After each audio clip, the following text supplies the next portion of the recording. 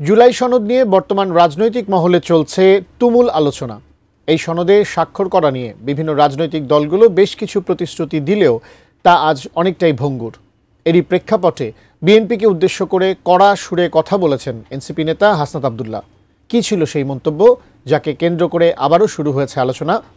বিস্তারিত জানাচ্ছেন সাদিয়া সিদ্দিকা।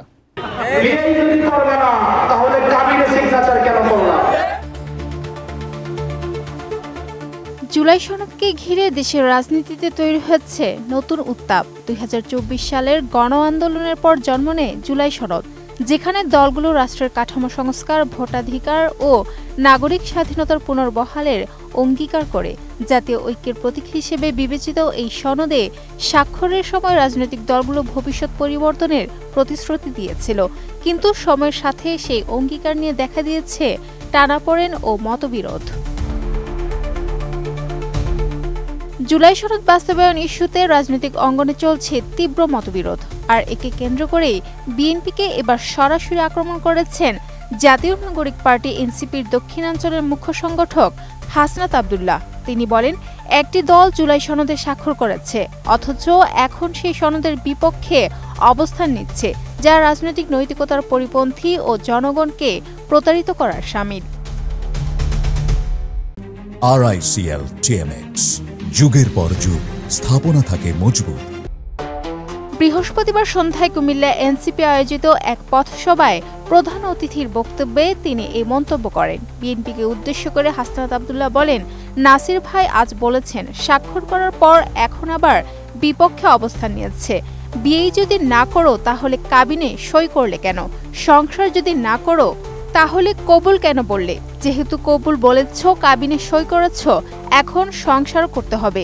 যদি সংসার না করতে চাও তবে জনগণের সামনে এসে বলতে হবে আমরা ডিভোর্স দিতে চাই। কবুল যেহেতু বলেছেন, কাবিনে যেহেতু সিগনেচারও করেছেন, আপনাদেরকে সংসার করতে হবে। সংসার যদি না করতে চান, রাস্তা খোলা আছে, জনগণের সামনে এসে বলতে হবে আমরা ডিভোর্স দিতে চাই। তিনি আরও উল্লেখ করেন, জনগণকে বোকা বানিয়ে সংস্কারের বিপক্ষে অবস্থান নেওয়া যাবে না। জনগণের সামনে মুখোশ উন্মোচন করতে হবে। জাতীয় স্বার্থে নেওয়া সনদের বিপক্ষে দাঁড়িয়ে জনগণের ভোট ও অধিকার কেড়ে নিতে চাওয়া যাবে না। এনসিপি নেতা বলেন, যারা জাতীয় স্বার্থের বিরুদ্ধে অবস্থান নিয়েছে তারাই আবার তত্ত্বাবধায়কের বিপক্ষে যাবে, ভোটের অধিকার কেড়ে নেবে। জাতিকে সজাগ থাকতে হবে।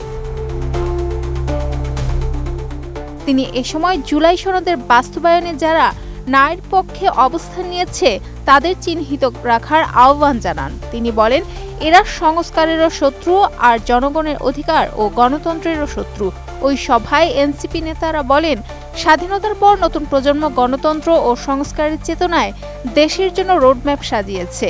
এই পথে বাধা সৃষ্টি করে জনগণের স্বপ্ন কেড়ে নেওয়ার যে কোনো প্রচেষ্টা রুখতে মাঠে থাকবে NCP. Sadia Siddika, ATN news.